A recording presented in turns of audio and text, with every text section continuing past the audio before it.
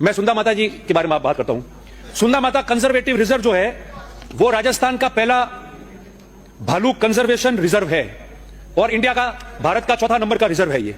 और इस रिजर्व के अंदर सरकार ने ये पॉलिसी बनाई और हम लोगों ने ये लोकल कम्युनिटीज और पार्टनर्स पे जोर दिया है। तो उसका कारण क्या है? उसका कारण यही है कि हम लोग चाहते हैं कि जो लोग वन क्षेत्र में रहते हैं, जिनका ताल्लुक रहा है, विशेषकर पशुपालक, आदिवासी, जो जल जमीन जंगल की हम बात करते हैं, उनका गुजारा कैसे हो, वो कैसे रहे। और समय के हिसाब से उन वन क्षेत्रों को हमने टूरिज्म और धार्मिक टूरिज्म के महत्व से उसको बढ़ाया है। तो वो लोकल व्यक्ति कैसे वहां रोजगार प्राप्त करे उसकी बात करनी है। मगर पूरा एरिया, पूरा इलाका, सबसे ज्यादा अगर उसके अंदर बहुल्य एरिया है तो वो आदिवासी और भील समाज के लोग वहां रहते हैं। जो आदिवासी, जिनका वहां हक है, सरकार की पॉलिसी बनी इको टूरिज्म की, उनको हमको रोजगार देना है इसके माध्यम से। वो खिलौने बेच रहे हैं, चने बेच रहे हैं, ऊंट चला रहे, घोड़े चला रहे, पर्यटकों को, धार्मिक पर्यटकों को घुमा रहे हैं और हम उठा के उन्हीं को बाहर फेंक रहे हैं। तो ये क्या किसी ट्रस्ट के माध्यम से फॉरेस्ट काम करेगा? फॉरेस्ट काम करेगा। मेरा रिक्वेस्ट है आपसे कि आप जल्दी से जल्दी इको टूरिज्म की कमेटी बनाए, कमेटी बनाकर डिस्ट्रिक्ट लेवल कमेटी की मीटिंग कराकर और उन लोगों को परमिट करे कि वो बैठ के अपने जो है छोटे मोटा जो व्यापार रोजगार करते हैं, जिससे दिन भर उनका काम करने से चूल्हा शाम को घर में जलता है और वो आदिवासी भील समाज के लोग वहां काम करते हैं, उनका कार्य जो है वो शुरू हो जाए। तो इको टूरिज्म जो हम लोग चाहते हैं पॉलिसी लाइए, वो बेनिफिशियल होगा और आप लोगों को भी साधुवाद और धन्यवाद मिलेगा।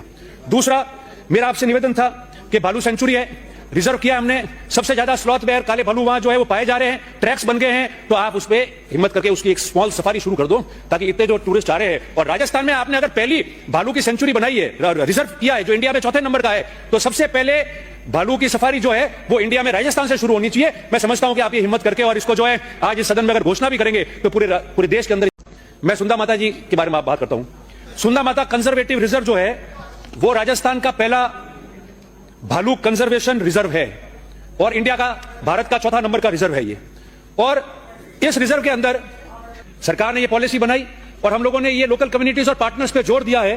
तो उसका कारण क्या है? उसका कारण यही है कि हम लोग चाहते हैं कि जो लोग वन क्षेत्र में रहते हैं, जिनका ताल्लुक रहा है, विशेषकर पशुपालक, आदिवासी, जो जल जमीन जंगल की हम बात करते हैं, उनका गुजारा कैसे हो, वो कैसे रहे। और समय के हिसाब से उन वन क्षेत्रों को हमने टूरिज्म और धार्मिक टूरिज्म के महत्व से उसको बढ़ाया है। तो वो लोकल व्यक्ति कैसे वहां रोजगार प्राप्त करे उसकी बात करनी है। मगर पूरा एरिया, पूरा इलाका, सबसे ज्यादा अगर उसके अंदर बहुल्य एरिया है तो वो आदिवासी और भील समाज के लोग वहां रहते हैं। जो आदिवासी, जिनका वहां हक है, सरकार की पॉलिसी बनी इको टूरिज्म की, उनको हमको रोजगार देना है इसके माध्यम से।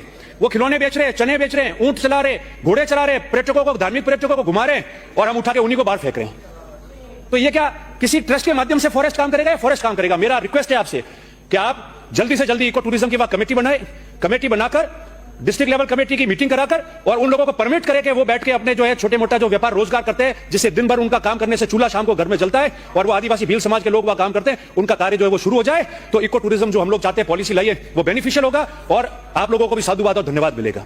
दूसरा मेरा आपसे निवेदन था कि भालू सेंचुरी है, रिजर्व किया हमने, सबसे ज्यादा स्लॉथ बेयर, काले भालू वहां जो है वो पाए जा रहे हैं, ट्रैक्स बन गए हैं। तो आप उस पर हिम्मत करके उसकी एक स्मॉल सफारी शुरू कर दो ताकि इतने जो टूरिस्ट आ रहे हैं। और राजस्थान में आपने अगर पहली भालू की सेंचुरी बनाई है, रिजर्व किया है, जो इंडिया में चौथे नंबर का है, तो सबसे पहले भालू की सफारी जो है वो इंडिया में राजस्थान से शुरू होनी चाहिए। मैं समझता हूं कि आप ये हिम्मत करके और इसको जो है आज इस सदन में अगर घोषणा भी करेंगे तो पूरे देश के अंदर